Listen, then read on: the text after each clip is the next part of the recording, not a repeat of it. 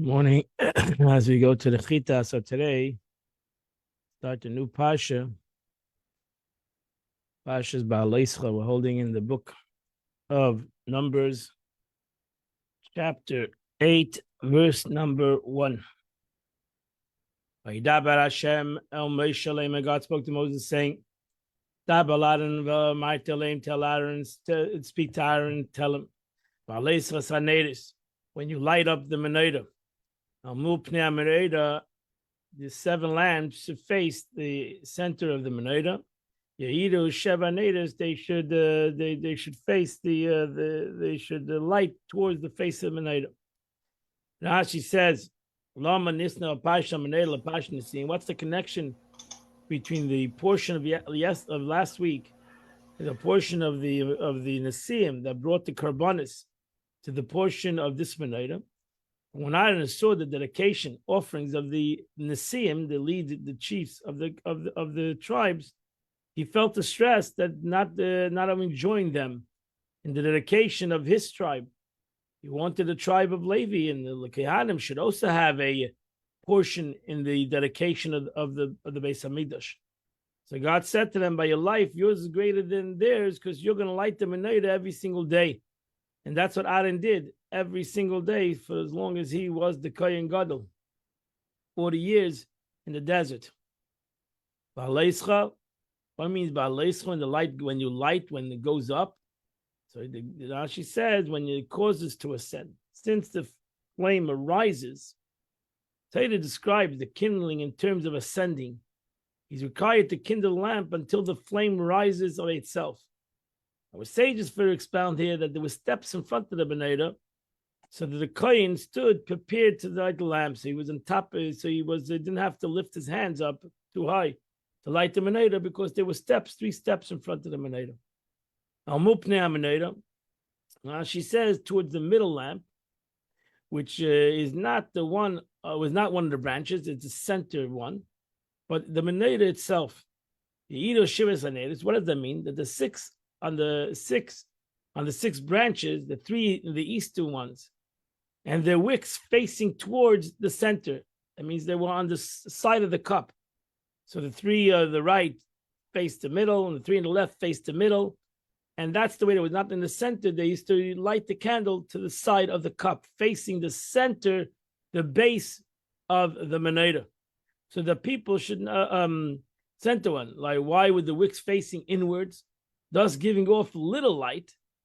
Because you should if you want to have a lot of light, you put the candle, you put the wicks all over, more facing outwards, so that the people should not say that God needs light. This was not for the light of the Beis Hamikdash. This is for the mitzvah of lighting the menorah. Yas came out and this is what Aaron did. So he lit the menorah towards the face of menorah, as God commanded Moshe. This comes to show the virtue of Aaron. They didn't deviate, and there's a lot of commentaries that talk about this. Rashi, why would he deviate? Means many learned that he didn't every day he did the lighting of menorah like the first day he lit it, and he was excited about lighting this menorah every single day. This is the way the menorah is made. Miksha, it was hammered out. Zav, out of gold.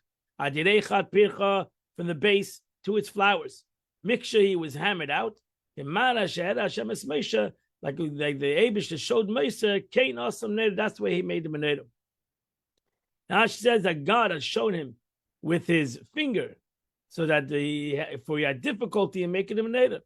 This is why it says this, zeh. When you show it with your finger, you mean to show exactly everything how it was done. Miksha, she says, it was beaten.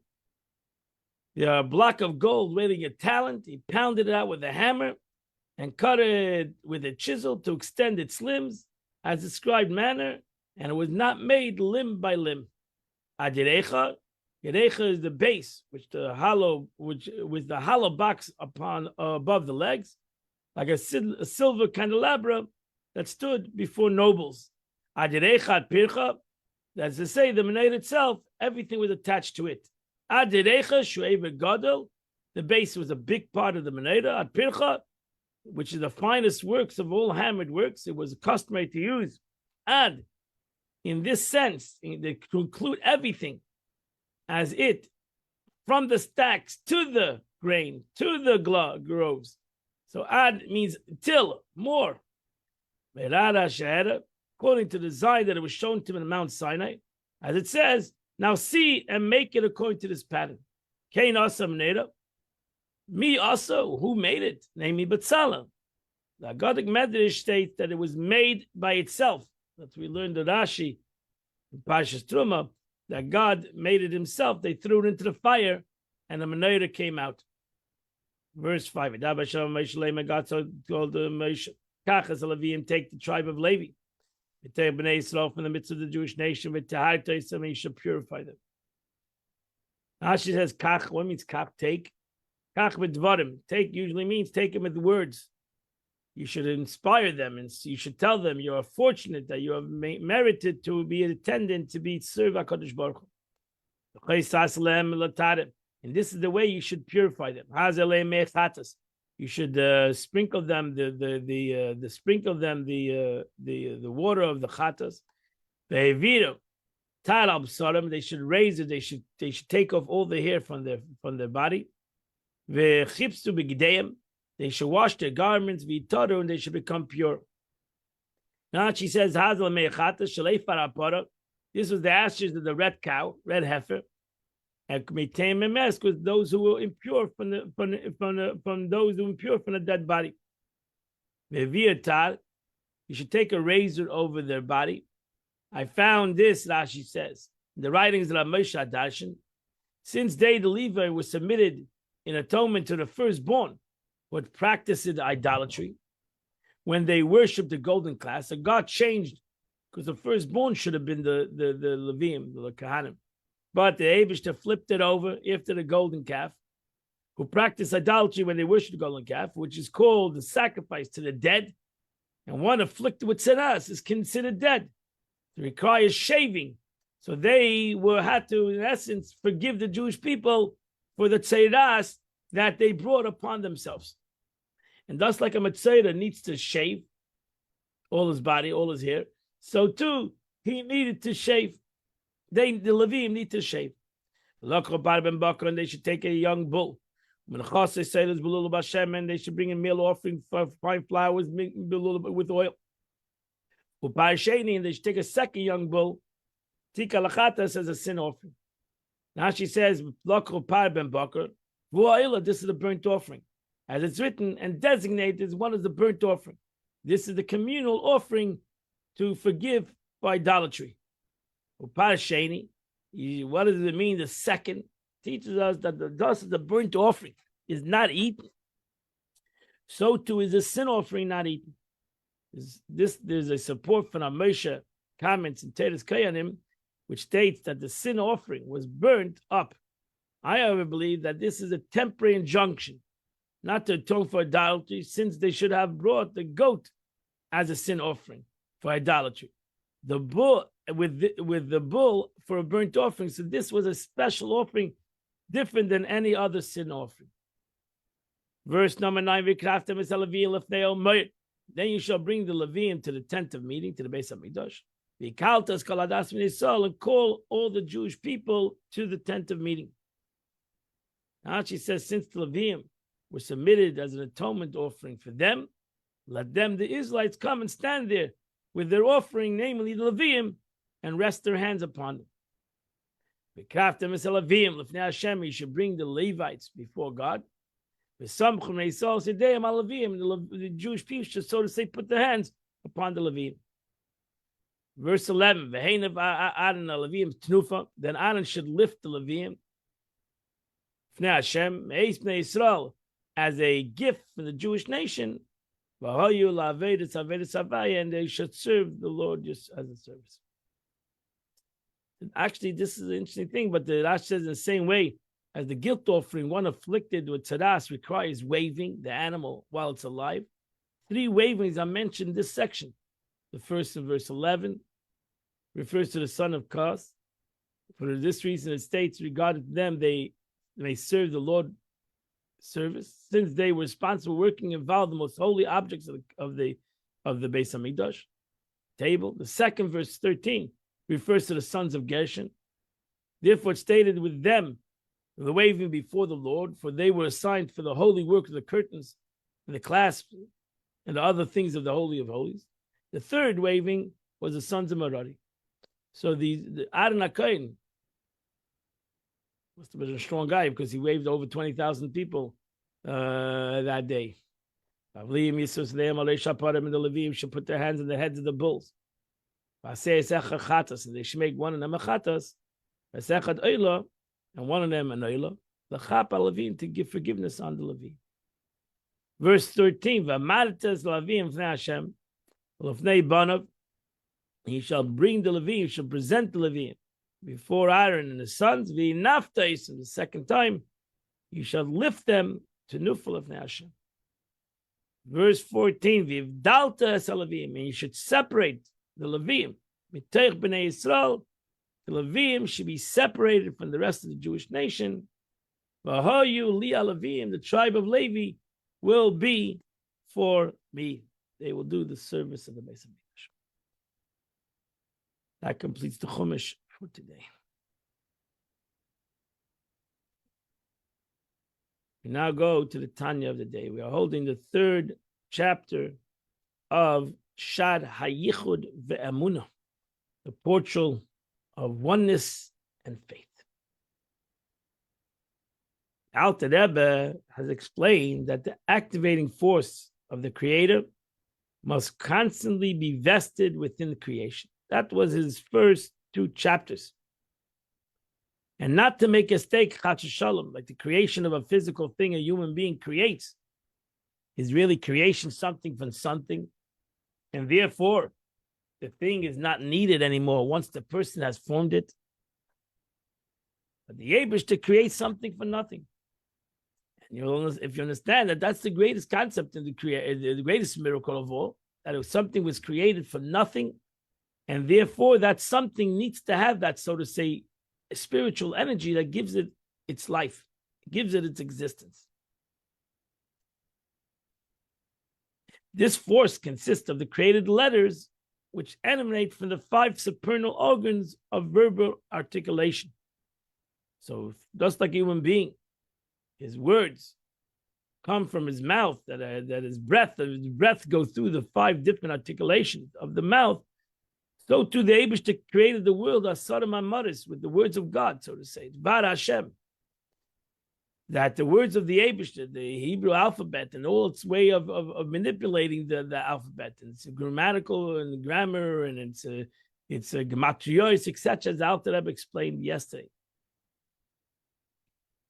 You now have to follow these words of truth concerning the nature of creation, namely that the activating force must continue to be vested in the created being, creating them ex nihilo.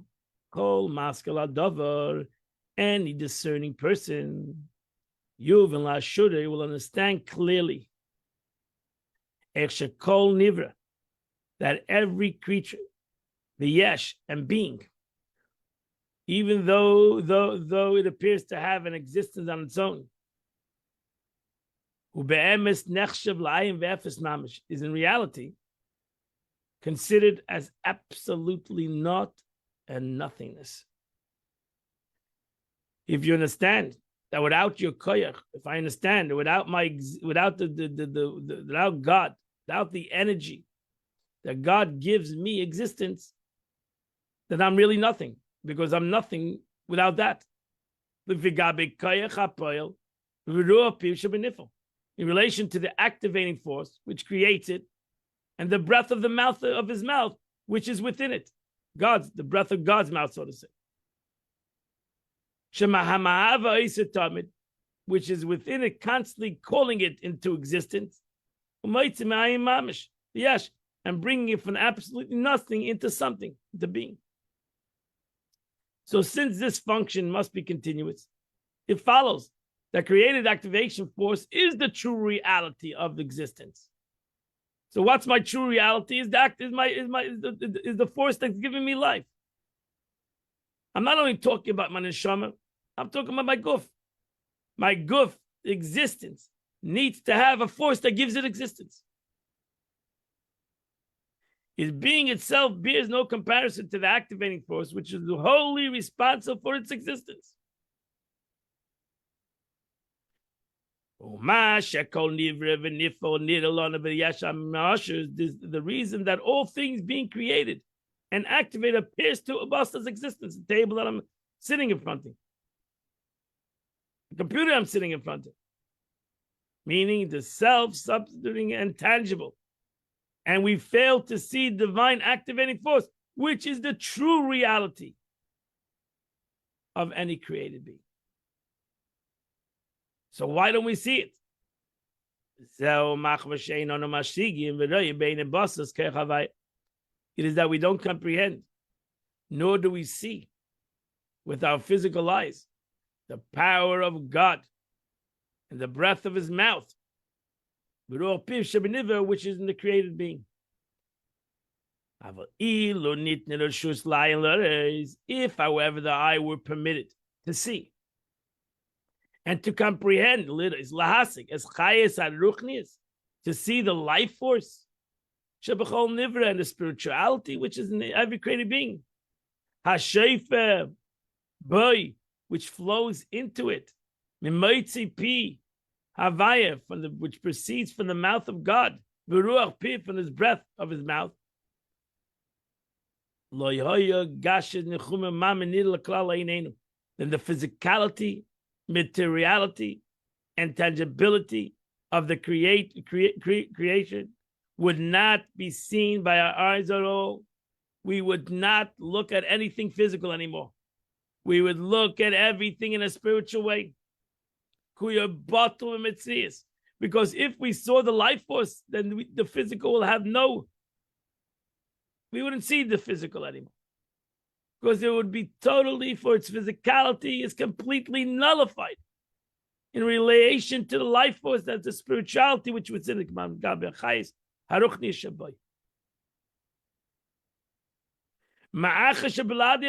because the truth is, since without the spiritual force within it, it will be naught and absolutely nothingness. Exactly like the 6 days of creation, at which time the creation was utterly creature was utterly non-existence. The spirituality that flows into it, from which proceeding from the mouth of God and his breath, that alone, hu levadi, I might see it, which continually springs forth from naught and nullity into being, in the spiritual gives it existence. In Cain, efes beladi be'emes. Hence, there is truly nothing besides it. When Moshe Rabbeinu says, "Ein oid milvade," told the Yidden, "Ein oid milvade," there's nothing but God. That's the truth. There is nothing but God, because every existence needs God, and without God, there's no existence. So, therefore, true existence is God. In any created being, part of divinity, the only true reality that brings it into existence is God. So the created being does not constitute a true reality in so much as it's wholly dependent for its existence on the continuous flow of divine life force. Indeed, its existence verily consists of the activating force. What a beautiful Tanya of today. The day is the 10th day of the month, which the Tillim of the day is chapter 55 to chapter 59. You do those 5 chapters, you do the Chitas of the day. I wish you all a wonderful day in Richem today at 10 o'clock. We're going to learn Tanya. I will continue learning Tanya today at Chabad, 10 a.m. or on Zoom or direct. Everybody's welcome to participate. Have a wonderful and beautiful day. See you Happy tomorrow, Father's 8 Day. o'clock. We'll see you tomorrow, 8 o'clock. We will continue the Chitas of the 8 a.m. Yes, happy Father's Day. Have a wonderful and beautiful day.